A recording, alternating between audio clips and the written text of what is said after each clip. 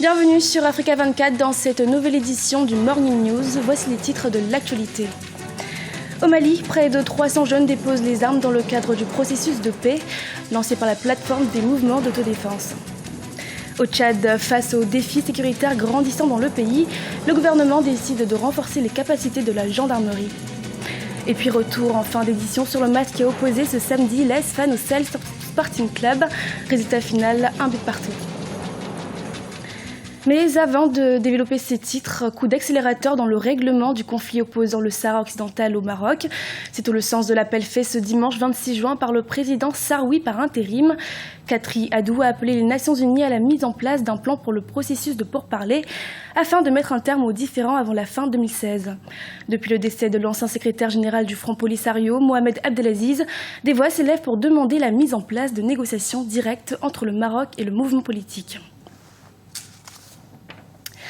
Au Mali, plus de 300 jeunes combattants de la région de Mopti ont déposé les armes pour rejoindre le processus de paix ce samedi 25 juin. Essentiellement composé de Peul de la région de Mopti, le mouvement pour la défense de la patrie sévissait dans le delta central, le Séno et le Héré. Écoutons à ce propos Tiambel Gimbayara, journaliste et directeur de la publication La Voix du Mali.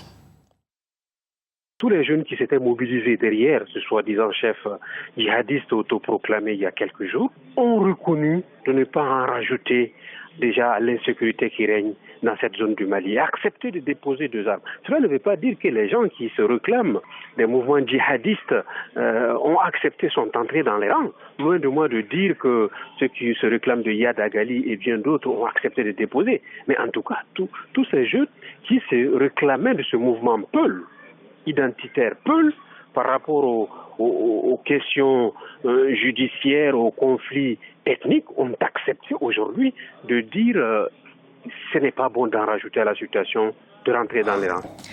En République démocratique du Congo, la justice a repoussé la réouverture du procès des 32 Bantous et Pygmées, accusés de crimes contre l'humanité et de génocide. Ces faits se sont déroulés en 2013 lors d'affrontements ayant opposé ces communautés au Katanga, dans le sud-est de la République démocratique du Congo. La cour d'appel de Lubumbashi, deuxième ville de la capitale du pays, a constaté ce lundi matin l'absence des accusés et des victimes. Elle décide ainsi de renvoyer la reprise du procès à ce mardi. Rappelons tout de même que c'est le troisième renvoi pour ce procès, dont la réouverture était prévue initialement le 16 mai dernier. Le Tchad reste confronté à la menace terroriste. Face à ce fléau, le gouvernement tchadien renforce ses dispositifs militaires en ressources humaines afin de lutter efficacement contre l'insécurité grandissante dans la sous-région. Les précisions de Mahamat Ramadan, notre correspondant au Tchad.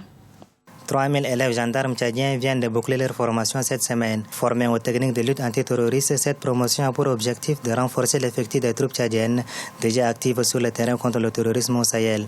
Avec la sortie de ces jeunes recrues militaires, les autorités tchadiennes comptent définitivement enrayer les menaces sécuritaires qui pèsent sur le pays. Tout le monde sait que nous sommes en insécurité, donc c'est par rapport à ces besoins. On a écrit et le chef d'État nous a donné l'occasion de former ces 3000.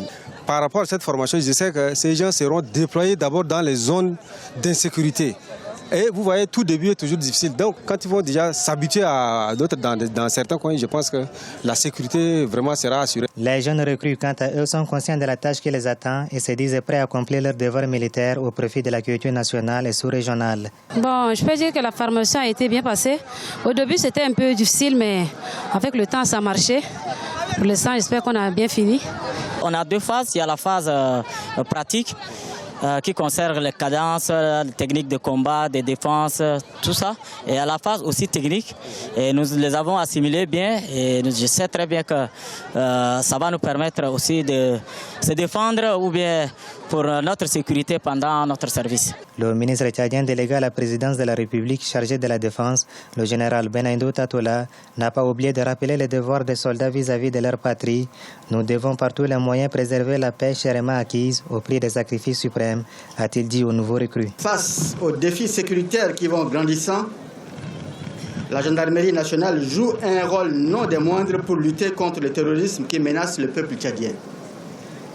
Aujourd'hui, 3000 gendarmes sont disponibles pour répondre aux besoins en ressources humaines. C'est un apport positif dans l'édification des forces armées et de sécurité. Jeunes gendarmes de la 30e promotion, vous êtes devant les couleurs nationales, symbole de la patrie, de l'indépendance et de la souveraineté. Vous êtes tenu de les défendre en toutes circonstances en donnant le meilleur de vous-même. Cette dernière promotion est baptisée capitaine Hamid Hissak Haggar en honneur d'un officier charismatique disponible et meneur d'hommes tombé sur le champ de bataille au Nord Mali.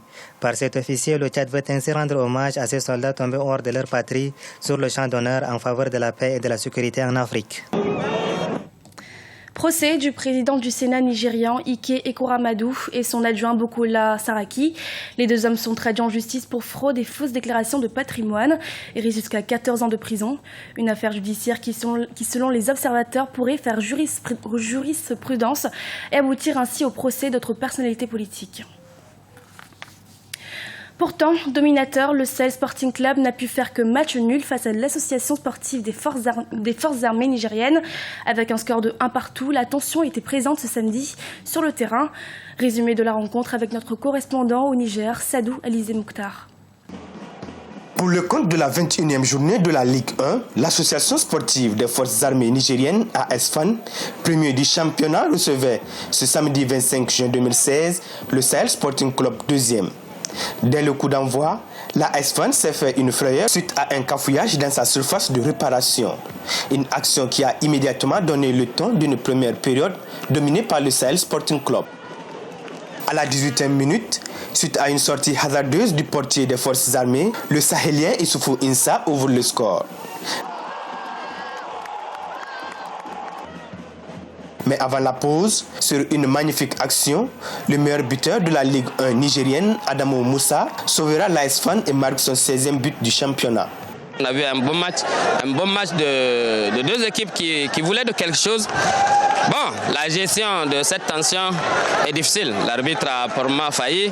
Mais dans l'ensemble, il faut se féliciter du niveau de match qu'on a été capable d'évoluer. Je pense qu'on avait l'opportunité de tuer les matchs dans les 30, dans les 40 premières minutes. On a marqué, on avait des occasions pour aller pour un deuxième but. Je pense on leur marquait un deuxième but, le match était plié. Bon, le sort a décidé que ça se termine sur un nul. Il faut dire félicitations aux jeunes pour avoir d'abord joué avec un certain niveau de rythme malgré le carême. Il faut leur dire bravo.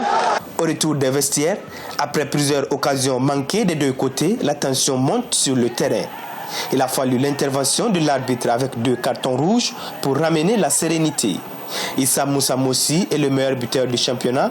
Adamo Moussa sont sanctionnés à la 115e minute. Bien qu'ayant dominé le jeu jusqu'à la fin du temps réglementaire, les Sahéliens ne sont pas parvenus à prendre l'avantage. Les jeunes ont pu développer un certain niveau de jeu qui reflète très bien la fin du championnat. Si au début du championnat c'était difficile pour eux de démontrer quelque chose, je crois qu'ils ont en ce moment quelque chose dans les jambes et c'est l'occasion pour ceux qui gèrent les équipes nationales vraiment de pointer les meilleurs jeunes qui sont là et qu'on voit vraiment capables de faire, y compris dans cette tension, des choses assez magnifiques. Moi, j'ai très bien aimé ce match-là. Je pense que ça mérite vraiment de dire que c'est le match entre les deux premiers du championnat. Au terme de la 21e journée, la ASFAN garde la première place avec 45 points, plus un match en retard, et le Sahel Sporting Club deuxième avec 43 points. Il faut noter que la fin du championnat au Niger est prévue courant la dernière semaine du mois de juillet 2016. C'était le journal de la rédaction. Nous vous remercions de votre fidélité et dans quelques instants, une nouvelle édition de l'actualité sur Africa 24.